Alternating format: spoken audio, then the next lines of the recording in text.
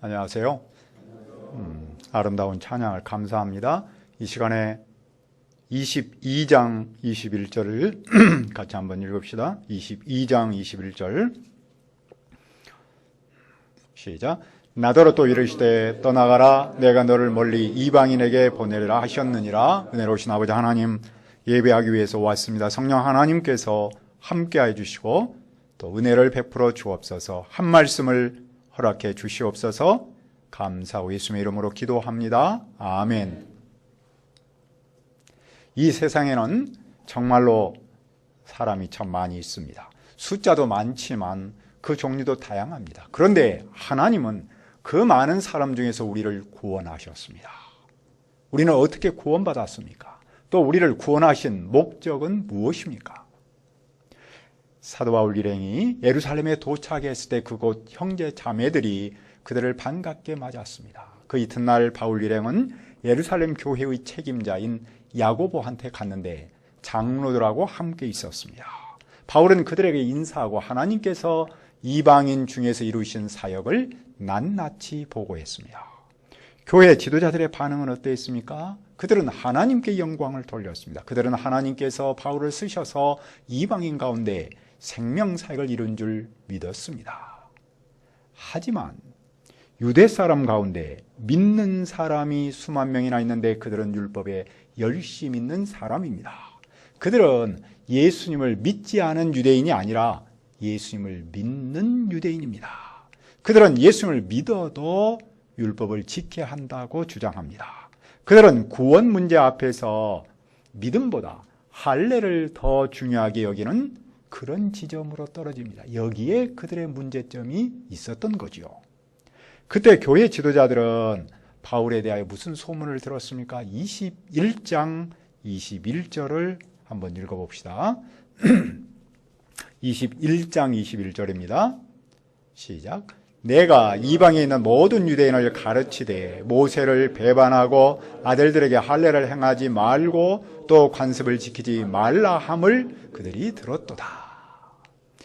유대인은 바울이 이방 사람 가운데 사는 유대인에게 모세를 배반하여 그들 아들들에게 할례도 주지 말고 또한 관습대로 살지 말라고 가르친다고 여겼습니다. 그런 소문을 유대에 있는 예루살렘 교회의 지도자들이 들었습니다. 그러니까 유대인은 바울이 정통에서 벗어났다는 겁니다.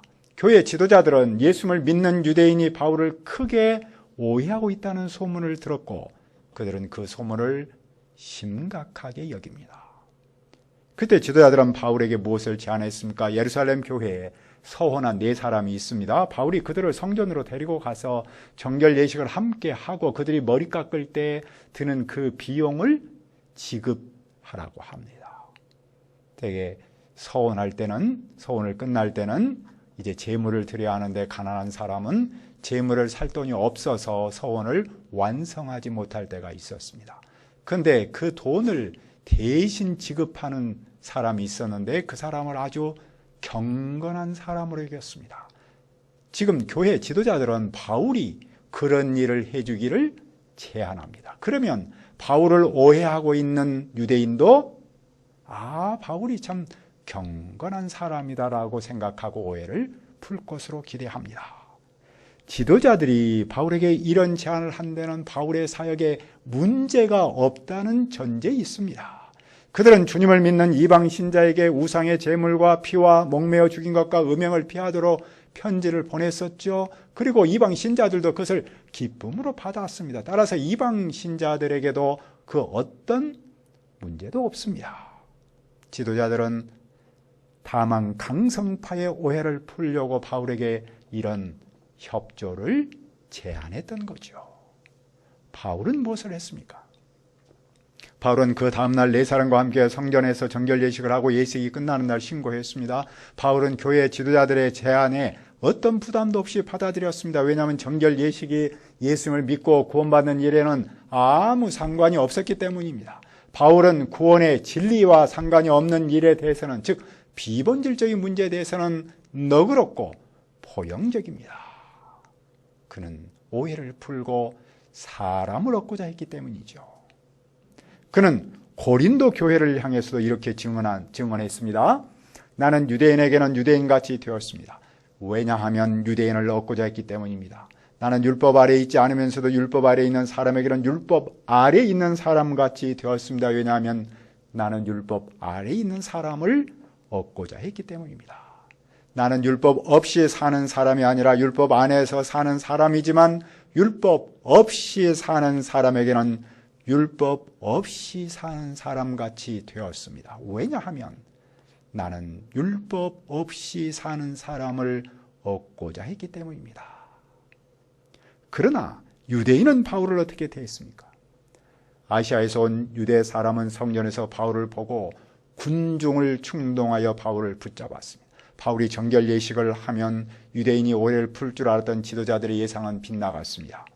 유대인은 바울을 어떻게 오해했습니까?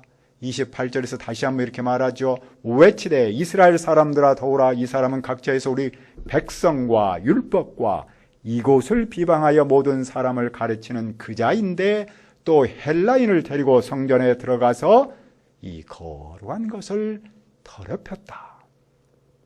그들은 바울이 민족과 율법 그리고 성전을 거슬러서 가르친다라고 오해했습니다. 그들은 바울이 반유대적이고 반율법적이고 반성전적이라고 사람들을 충동하고 있습니다. 그들은 바울이 이방 사람을 성전으로 데리고 와서 성전을 더럽혔다는 겁니다. 그들이 에베소 사람이 바울과 함께 성전에 온 것을 보았는데 그 이방 사람이 성전 안에까지 들어왔다고 생각한 겁니다. 이스라엘은 성전의 거룩함을 지키기 위해서 성전의 장소를 나누었습니다. 가장 거룩한 장소를 지성소라고 하고 그 다음을 성소라고 하고 그 다음을 제사장의 뜰 그리고 남자의 뜰 여자의 뜰 또 마지막으로 이방인의 뜰로 구분했습니다. 그리고 각각의 장소에는 그곳에 들어갈 자격을 갖춘 사람만 들어갈 수 있었습니다. 그런데 이방 사람이 들어가서는 안 되는 곳까지 들어왔다는 겁니다. 바울이 데리고 왔다는 것이죠. 그래서 거룩한 성전을 더럽혔다고 비방합니다. 그러자 온 도시는 시끄러워지고 사람들이 몰려와 바울을 붙잡아 성전 바깥으로 끌어냈습니다. 성전문이 닫혔습니다. 여기서 성전문이 닫혔다는 말은 상징적 의미가 있습니다. 성전은 하나님의 말씀을 듣고 하나님을 예배하고 사람을 살리는 곳입니다. 그런데 지금 그 성전에 모여서 사람들은 바울을 잡아서 죽이려고 합니다.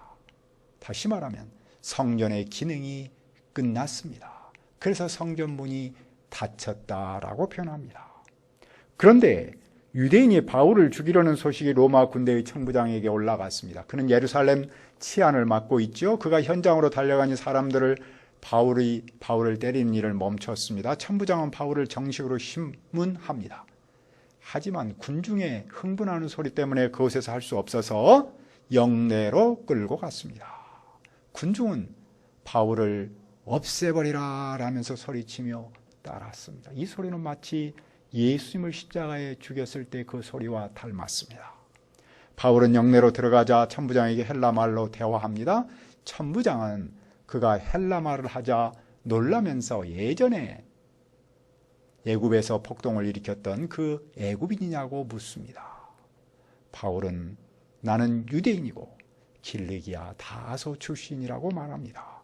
그리고 유대 백성에게 말하도록 허락을 구하고 바울은 유대인을 향해서 히브리 말로 말합니다. 헬라인에게는 헬라 말로, 히브리 말 사람에게는 히브리 말로 하지요. 그는 유대인에게 무엇을 말합니까? 그는 히브리 말로 자기를 변명합니다. 유대인은 바울을 반유대인으로 몰았는데 그가 히브리 말을 하니 조용했습니다. 자, 그는 과거에 어떤 사람이었다고 소개합니까? 22장 3절을 보십시오. 같이 한번 읽어볼까요? 22장 3절 시작. 나는 유대인으로 길리기아 다소에서 났고 이 성에서 자라 가발레의 문화에서 우리 조상들의 율법에 엄한 교훈을 받았고 오늘 너희 모든 사람처럼 하나님께 대하여 열심히 있는 자라. 바울은 자기가 유대인이라는 사실을 가장 먼저 말합니다. 그는 태어나기는 헬라 지역이었던 다소에서 태어났지만 유대인의 중심지 예루살렘에서 자랐습니다. 특히 그는 가말리아의 문화에서 조상의 율법대로 엄격하게 교육을 받았습니다. 율법을 연구하는 학파 중에 샴마이 학파와 힐렐 학파가 있습니다. 힐렐 학파는 성경 해석과 적용에서 조금 더 너그러웠지만 실제 삶에서는 대단히 엄격했습니다. 바울은 힐렐 학파를 이끌었던 가말리엘의 제자였습니다. 가말리엘은 힐렐의 손자였는데 당대 최고의 율법학자였습니다. 유대인은 바울이 율법을 무시한다고 했지만 그는 정통파 율법 교사 밑에서 자란 정통파 율법 학생입니다. 그런 그는 하나님을 위한 뜨거운 열심을 가지고 살았습니다. 그 열심이 어느 정도였습니까? 그는 예수를 그리스도로 믿는 그 가르침을 박해하여 사람을 죽이기도 하고 남녀를 결박하여 감옥에 넘기기도 했습니다. 대제사장과 장로가 그 일의 증인입니다. 왜냐하면 그들한테 공문서를 받아서 그런 일을 하는 사람들, 다메섹의 형제 자매를 찾아서 그들을 죽이려고 했기 때문입니다. 그런데 정오쯤 그가 다메섹에 이르렀을 때 갑자기 하늘로부터 밝은 빛이 그를 둘러 비쳤습니다. 그는 땅에 엎어졌는데 사울아 사울아 어찌 나를 박해하느냐라는 소리를 들었습니다. 그는 주님 당신은 누구십니까? 라고 물었습니다. 그분은 나는 네가 박해하는 나사렛 예수이다 라고 말씀하셨죠. 하지만 바울과 함께 있는 사람은 빛은 보았지만 말씀하시는 분의 음성은 듣지 못했습니다. 그때 바울이 주님께 묻습니다. 주님, 무엇을 해야 합니까? 주님은 그에게 일어나 다메섹으로 들어가라. 그러면 너한테 할 일을 말해줄 사람을 만날 것이다 합니다. 바울은 광채 때문에 눈을 뜰 수가 없어서 사람들의 손에 이끌려 다메섹으로 갔습니다. 그곳에서 누가 바울에게 왔습니까? 아나니라는 사람이 있었는데 그는 율법에 따라서 경건하게 살고 유대인에게 칭찬을 받았습니다. 아나니아가 바울 곁에 와서 눈을 떠라 하자 바울의 눈이 떠졌습니다. 아나니아는 또 사울에게 무엇을 말했습니까? 22장 14절을 보십시오. 그가 또 이르되 우리 조상들의 하나님이 너를 택하여 너로 하여금 자기 뜻을 알게 하시며 그 의인을 보게 하시고 그 입에서 나오는 음성을 듣게 하셨나니. 바울을 조상들의 하나님께서 택하셨습니다. 정통파 유대인을 정통 유대인의 하나님이신 그분이 택하셨습니다. 그리고 그 하나님은 바울이 당신의 뜻을 알기 바라셨습니다. 하나님은 바울이 그 의인 즉 예수님을 보기 바라셨습니다. 하나님은 바울이 그분의 입에서 나오는 그 음성 듣기 바라셨습니다. 하나님께서 바울을 택하신 목적은 무엇입니까? 15절로 말씀합니다. 네가 그를 위하여 모든 사람 앞에서 네가 보고 들은 것에 증인이 되리라. 하나님께서 바울을 택하신 목적은 바울이 그분을 위하여 그가 보고 들은 것을 모든 사람에게 증언하도록 하는 데 있습니다. 그러므로 바울은 주저할 까닭이 없었습니다. 예수를 그리스도로 믿고 세례받고 그 죄를 씻었습니다. 그는 율법의 철저한 교육에 따라서 경건하고 엄격하게 살았습니다. 하지만 율법으로는 구원받지 못합니다. 그래서 그는 예수를 믿음으로 구원받았습니다. 그 후에 바울이 예루살렘으로 돌아와 성전에서 기도할 때 놀라운 일이 일어났습니다. 주님께서 속히 예루살렘을 떠나라고 하십니다. 하지만 바울이 생각할 때에 갈 곳이 없습니다. 왜냐하면 그는 여러 회당에서 주님을 믿는 사람을 잡아 감옥에 가두고 때린 일을 했는데 그 일을 유대인들이 다 알고 있습니다. 또 주님의 증인 스데반이 피를 흘릴 때 곁에 서서 찬성하고 죽인 사람의 옷을 지킨 줄 유대인들이 다 알고 있습니다. 갈 곳이 없습니다. 그러나 주님은 무엇을 말씀하셨습니까? 21절을 다시 한번 읽읍시다. 시작. 나더러 또 이르시되 떠나가라 내가 너를 멀리 이방인에게 보내리라 하셨느니라. 주님은 바울을 예루살렘에서 이방인에게로 멀리 보내십니다. 주님께서 바울을 권하시고 택하신 목적은 유대인의 증인으로 삼고자 하심이 아니었습니다. 조상들의 하나님께서 그를 택하신 목적은 바울을 이방인의 증인으로 삼고자 하셨습니다. 그리고 바울은 그 주님의 목적대로 그동안 이방인의 증인으로 살았습니다.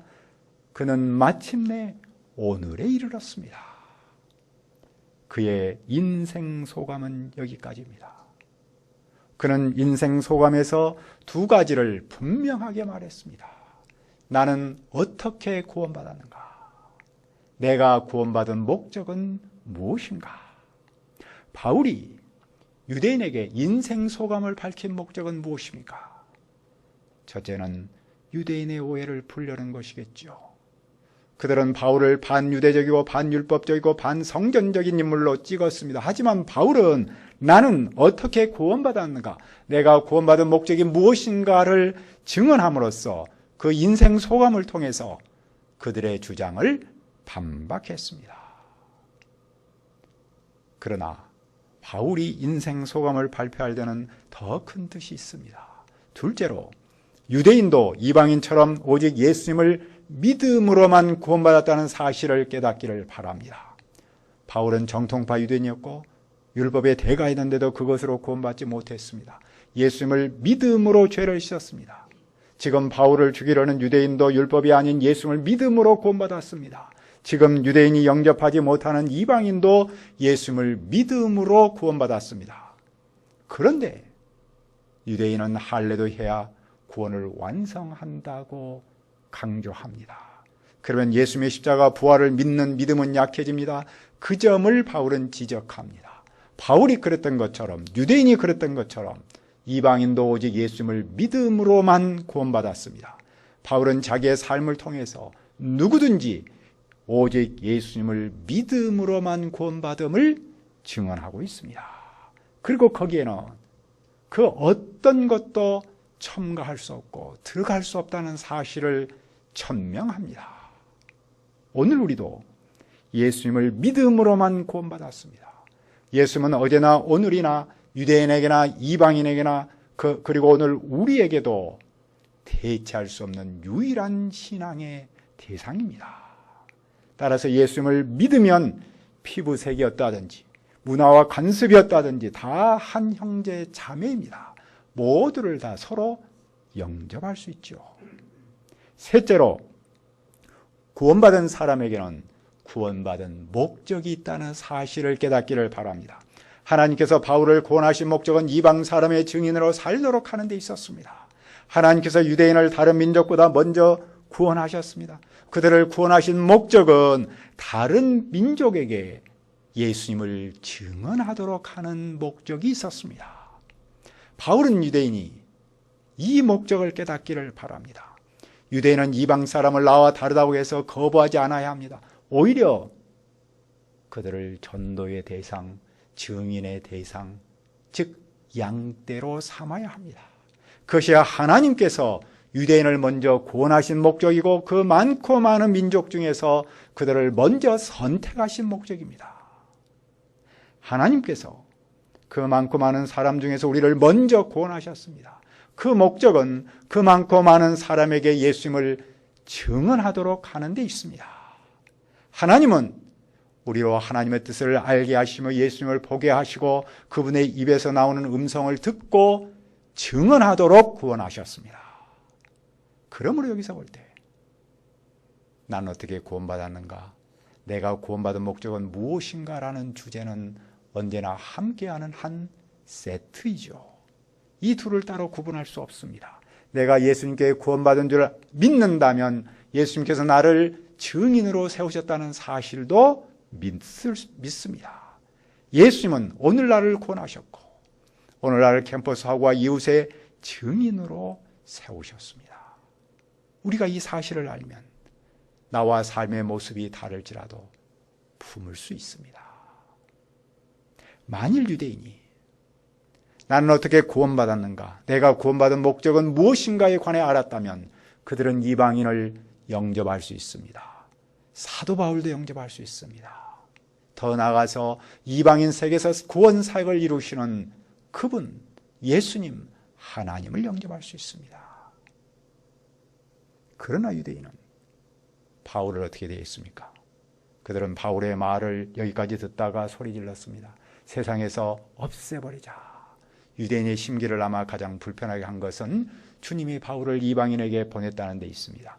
그들은 떠들며 옷을 벗어던지고 티끝을 공중에 날립니다. 그러자 천부장이 부하들에게 바울을 병영 안으로 데려가 때리면서 조사하도록 했습니다. 그때 바울은 무엇을 밝힙니까? 바울은 자기를 로마 시민이라고 밝힙니다. 만일 그가 신분을 미리 밝혔다면 유대인에게 변명할 기회를 얻지 못했을 겁니다. 그는 유대인에게 변호하려고 신분 밝히는 일은 보류했습니다. 하지만 이제 로마 시민으로서 정당하게 대우받고자 합니다. 로마 시민권이 얼마나 위대한가 하면 천부장은 그 소식을 듣고 놀랐습니다. 자기는 돈 주고 샀는데 바울은 태어나면서부터 로마 시민권자였습니다. 같은 시민권자도 질이 다르죠? 따라서 바울을 신문하려고 했던 병사들이 전부 떠났습니다. 즉시 물러났습니다. 천부장도 바울을 두려워했습니다.